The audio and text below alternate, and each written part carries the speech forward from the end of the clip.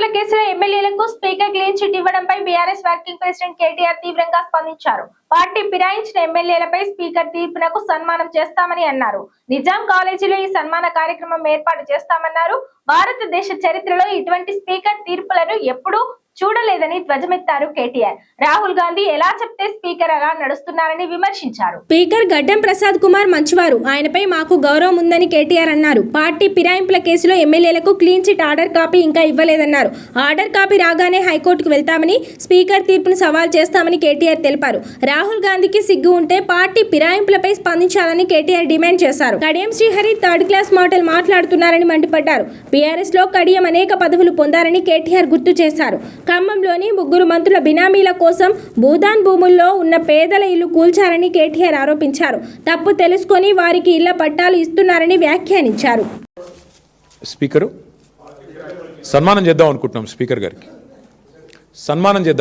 Speaker గారికి రాహుల్ గాంధీ గారి ఇద్దరికి బహిరంగ వేదిక మీద సన్మానం చేసి, నాకు తెలిసి భారతదేశ చరిత్రలో ఇంత అద్భుతమైన నిర్ణయం ఏ స్పీకర్ గారు తీసుకోలేదు. కాబట్టి వారికి మేము సన్మానం చేసి చప్పట్లతో, మంచి దుప్పట్లు కప్పి చప్పట్లతో సన్మానం చేసి బాగా అభినందనలు తెలియజేద్దాం అనుకుంటున్నాం. మా పార్టీ బీఫామ్ మీద ఎమ్మెల్యే గెలిచిండు, కాంగ్రెస్ బీఫామ్ మీద ఎంపీ కొట్లాడిండు. ఇంకేముంది అందులో విచారణ చేయనికే? 2 కూడా ఎలక్షన్ కమిషన్ వెబ్సైట్లు ఉన్నాయి. ఏ బీఫామ్ మీద ఎమ్మెల్యేకి పోటీ చేసిండో ఉంది, ఏ బీఫామ్ మీద ఎంపీకి పోటీ చేసిండో ఉంది.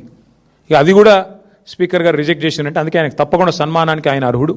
అయినా మీకు తెలుసు కదా, వికారాబాద్లో మున్సిపల్ కౌన్సిల్లో మా కౌన్సిలర్ ఒక ఆయన ఏకగ్రీవంగా గెలిచిండండి. కనీసం ఆ రిటర్నింగ్ ఆఫీసర్ ఆ కార్యాలయం బయటికి దాటి కూడా రాలే. ఇదే స్పీకర్ గారు ఎత్తుకొని పోయి కాంగ్రెస్ కండువా కప్పిండు. ఇది బీఆర్ఎస్ కౌన్సిలర్కు. ఇక ఆయన నుంచి ఏం న్యాయం ఆశించాలి మేము? ఇట్లుంది పరిస్థితి ఈ దేశంలో. ప్రజలు అన్నీ చూస్తున్నారు. ఓపెన్గా బహిరంగంగా మా బీఫామ్ అంటే నిజంగా దిస్ ఇస్ బహిరంగ దాడి. ఇది ప్రజాస్వామ్యం మీద, రాజ్యాంగం మీద ఇది రాహుల్ గాంధీ చేస్తున్న దాడి. ఇందులో రాహుల్ గాంధీ అమాయకుడు నేను అనను, రేవంత్ రెడ్డి దోషి అని నేను అనను. దీన్ని చేయిస్తున్నదే రాహుల్ గాంధీ.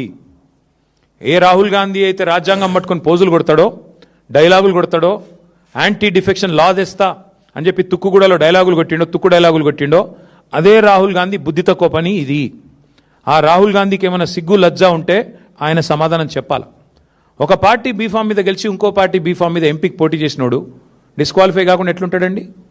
మీరే చెప్తారు కదా, యాంటీ డిఫెక్షన్ లాని సమర్థవంతంగా అమలు చేస్తాం, మేము వెంటనే 10 రోజుల్లో ఆటోమేటిక్ డిస్క్వాలిఫికేషన్ చేస్తామని చెప్పారు రాహుల్ గాంధీ గారు.